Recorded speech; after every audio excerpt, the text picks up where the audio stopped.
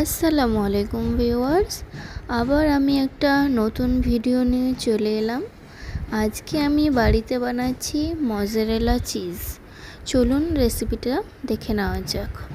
আমি এখানে গরুর খাঁটি 1 লিটার দুধ নিয়েছি। এটা কাঁচা দুধ, আমি জাল করিনি। তারপরে সেটাকে আমি গ্যাসে বসিয়ে দিলাম হাই ফ্লেমে, এবং এটা আপনারা ফুটাবেন না, শুধু একটা আঙুল ডুবিয়ে রেখে 5 সেকেন্ড দেখবেন যে গরমটা আপনারা সহ্য করতে পারছেন কি না। সেই মতো করে দুধটা গরম করে নেবেন। তারপরে নামিয়ে আপনারা এখানে ভিনিগার অ্যাড করবেন, বা ভিনিগার না থাকলে আপনারা এখানে লেবুর রসও অ্যাড করতে পারেন। আমি এখানে লেবুর রস অ্যাড করেছি এবং একটু একটু করে ভালোভাবে নাড়াচাড়া করে নেব। একবারে সবটা অ্যাড করতে যাবেন না, একটু একটু করে অ্যাড করবেন এবং ভালোভাবে নাড়াচাড়া করবেন। দেখুন আমি যেভাবে করছি আপনারাও ঠিক সেভাবে করবেন।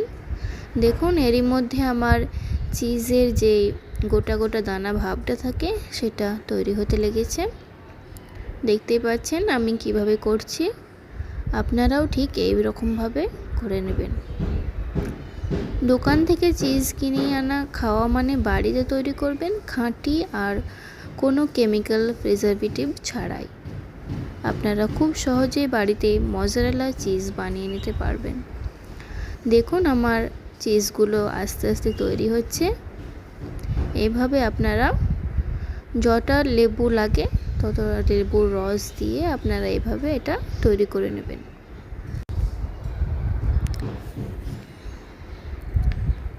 দেখুন এইভাবে নাড়াচাড়া করবেন আস্তে আস্তে, তাহলে আপনার পুরো দুধটাই একটা চিজে পরিণত হয়ে যাবে।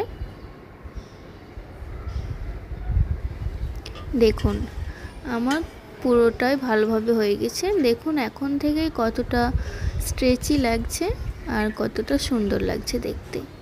আপনারাও ঠিক এইভাবে করে নেবেন। এবার এটা আমি একটা বাসনে রেখে এর যত এক্সেস জলগুলো আছে সেগুলো সব চিপে চিপে বার করে নেব।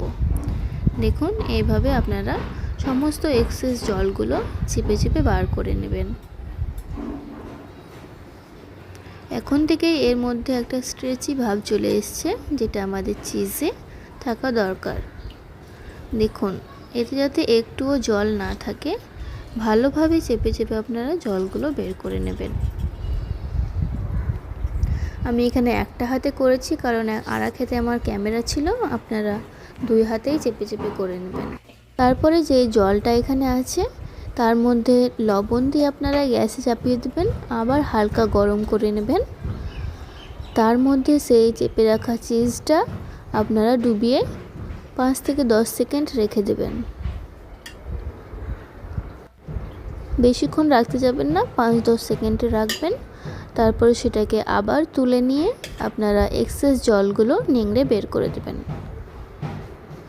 এই প্রসেসটা আপনারা 5 থেকে 7 বার অন্তত করবেন। এই সেম প্রসেসই জলে ডুবাবেন এবং আবার নিচড়ে নেবেন।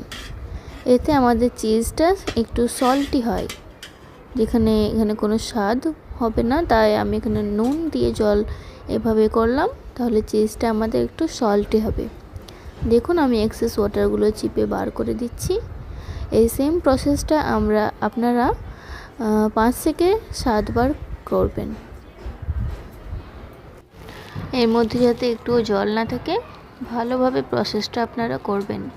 তারপরে কিছু বরফ নিয়ে ঠান্ডা বরফ জলে এটাকে ডুবিয়ে রাখবেন 10 সেকেন্ডের মতো। দেখুন আমি এখানে কিছু বরফ নিয়ে চিজটাকে ডুবিয়ে রাখলাম 10 সেকেন্ডের মতো। তারপরে এর এক্সেস ওয়াটার বের করে নেবেন হাতে চিপে, এবং একটা প্লাস্টিক বা ক্যারিতে ভালোভাবে মুড়ে ফ্রিজারে আপনারা রেখে দেবেন। দেখুন আমি এক্সেস জলগুলো বার করে ক্যারির মধ্যে এটা রাখছি, এবং সেটাকে ভালোভাবে সিল করে আপনারা ফ্রিজারে রেখে দেবেন।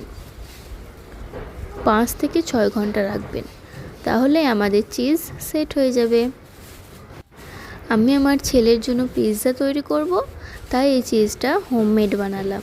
বাজার থেকে আমি চিজ কিনে আনবো না। হোমমেড জিনিসের স্বাদই আলাদা। দেখুন এভাবে মোড়ে আমি ফ্রিজে রেখে দিয়েছিলাম।